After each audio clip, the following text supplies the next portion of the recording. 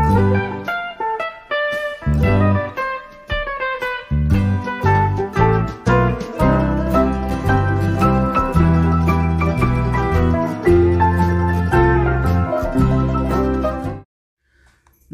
सभी को, मैं मत्तू केवट। मैं आज आपको इस वीडियो के माध्यम से कक्षा 6वीं गणित में देखिए समीकरण के बारे में जानकारी देने वाला हूं। तो समीकरण को पहले हमें समझना होता है कि समीकरण कहते किसे हैं। तो कुछ उदाहरण यहाँ दिया गया है, देखिए। जैसे देखिए 12-4 बराबर 24/3 अथवा 3-5 बराबर 2×8। इन 5-3 बराबर 8 होता है और 2×4 यहाँ होगा, 2×4 बराबर 8 होता है। इसका मान और इसका मान दोनों का समान है। यहाँ देखिए 12-8 इसका भी मान समान है और 24/3 इसका भी मान समान है।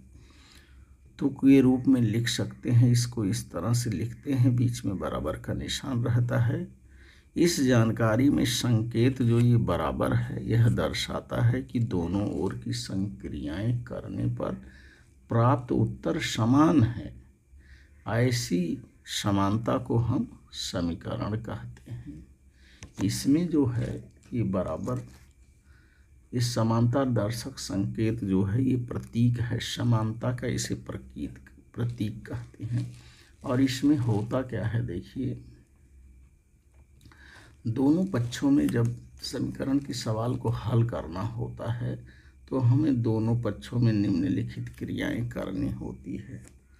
क्या करना होगा दोनों पक्षों को? समीकरण को हल करने के लिए दोनों पक्षों में समान संख्या जोड़ना होगा। जब घटाना होगा तो हमें संख्याओं को जोड़ना होगा। दोनों पक्षों में संख्या घटाना होगा। जब जोड़ होगा तो हमें दोनों पक्षों में से समान संख्या को घटाना होगा। दोनों पक्षों में समान संख्या से गुणा करना होगा। जब भाग दिया रहेगा तो दोनों पक्षों में समान संख्या से हमें गुणा करना होगा। दोनों पक्षों में समान संख्या से भाग देना होगा। जब गुणे का निशान रहेगा तो हमें भाग देना होगा। और दोनों पक्षों का अदला बदली करना होगा। दोनों पक्षों की संख्या का हमें क्या करना होगा? अदला बदली करना होता है। तो इन संक्रियाओं को हमें समीकरण हल करते समय करना होता है। समीकरण के दोनों पक्षों पर समान संक्रिया करने पर समीकरण संतुलित रहता है। और जो उसमें हम मान रखते हैं, जैसे x हो गया, ये हो गया, तो उसे चर कहते हैं। क्या कहते हैं? चर। तो चर के जिस मान द्वारा समीकरण संतुलित होता है उस मान को समीकरण का हल कहते हैं। तो इस तरह से हमें समीकरण को हल करते समय इन सारे मुद्दों को ध्यान में रखना होता है और समीकरण को हमें हल करना होता है। तो इसके बाद हम देखेंगे कि समीकरण को हल कैसे करते हैं। तो अब हम देखते हैं कि समीकरण के उदाहरण को किस तरह से हल किया जाता है। समीकरण देखिए हल करना है कि निम्नलिखित समीकरण हल करो। प्रश्न है, समीकरण है y-5 बराबर 1। तो अब हमें क्या करना होगा? y-5 बराबर 1 को हल करने के लिए हमें y-5 धन 5 बराबर 1 धन 5, और यहाँ लिखना होगा दोनों पक्षों में 5 जोड़ने पर, दोनों पक्षों में 5 जोड़ने पर। तो ये लिखने के बाद हम इस समीकरण को हल करते हैं। अब 5 देखिए y-5 धन 5 बराबर 1 धन 5, यह समीकरण हमें प्राप्त हुआ है।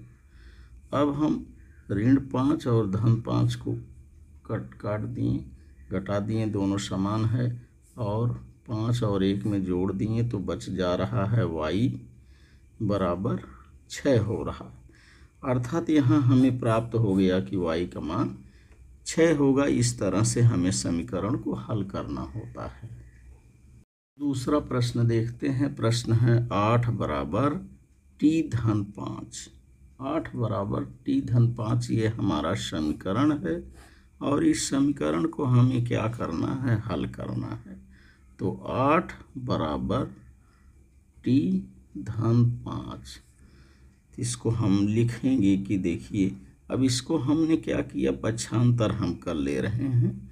पक्षांतर दोनों पक्षों का परस्पर परिवर्तन करने पर या पक्षांतर करने पर, तो t-5 बराबर 8। तो यहाँ हम लिखेंगे कि दोनों पक्षों का परस्पर परिवर्तन करने पर, पक्षों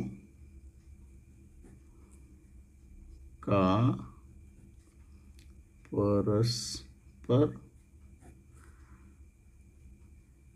परिवर्तन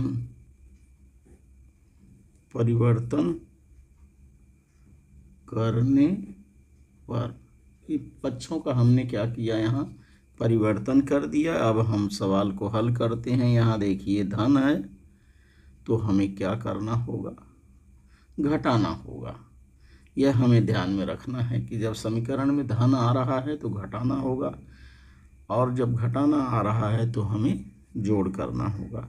अब हम इस समीकरण को हल करते हैं। t-5 ऋण 5 बराबर 8 ऋण 5 और इसको लिखेंगे कि दोनों पक्षों में से 5 घटाने पर, दोनों पक्षों में से 5 घटाने पर। इस तरह से समीकरण को हमें, अब देखिए ये धन 5 और ऋण 5 का जब हमने हल किया तो इसको हमने काट दिया। अब बचा यहाँ t बराबर 8 में से 5 को हमने घटाया तो बच गया 3। तो ये हमारा समीकरण का हल हो गया और यही हमारा क्या है, इसमें उत्तर हमको प्राप्त हुआ कि t का मान जो t चर है, इसको चर कहते हैं, t का मान बराबर 3 होता है, t बराबर 3 होगा। इस तरह से हमें समीकरण की सवाल को हल करना होता है। अब हम तीसरा सवाल देखते हैं। तीसरा प्रश्न है, देखिए समीकरण का 4x बराबर 52 है। ये तीसरा हमारा समीकरण है। इस समीकरण को हल करना है।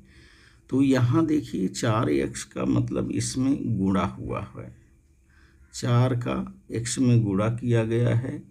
तो अब हमें यहाँ करना क्या होगा, समीकरण को हल करने के लिए 4x भागे 4 बराबर 52 भागे 4 और इसको लिखेंगे दोनों पक्षों में 4 से भाग देने पर।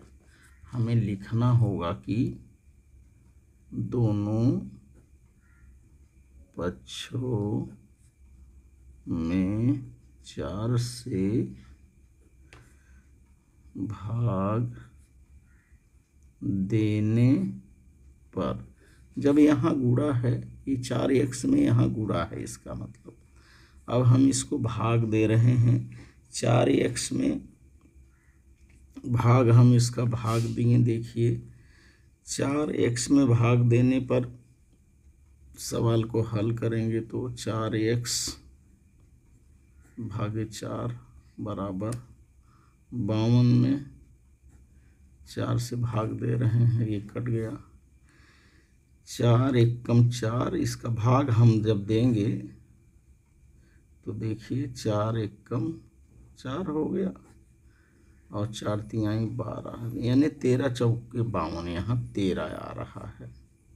कितना आ रहा है, 13 आ रहा है। तो x का मान यहाँ कितना आ गया, x बराबर 13। तो ये जो समीकरण का उत्तर प्राप्त हो रहा है, यहाँ हमें x का मान, चर का मान 13 प्राप्त हो रहा है। तो इस तरह से हमें समीकरण के सवाल को क्या करना होता है बच्चों, हल करना रहता है। तो इस वीडियो के माध्यम से आप समीकरण के सवालों को हल करिए और समीकरण को समझिए। मेरे आगे आने वाले वीडियो के लिए आप मेरे चैनल को लाइक करें, सब्सक्राइब करें और कमेंट्स करके बताएं कि आगे कौन से किस सवाल पर वीडियो बनाना है। धन्यवाद सभी को।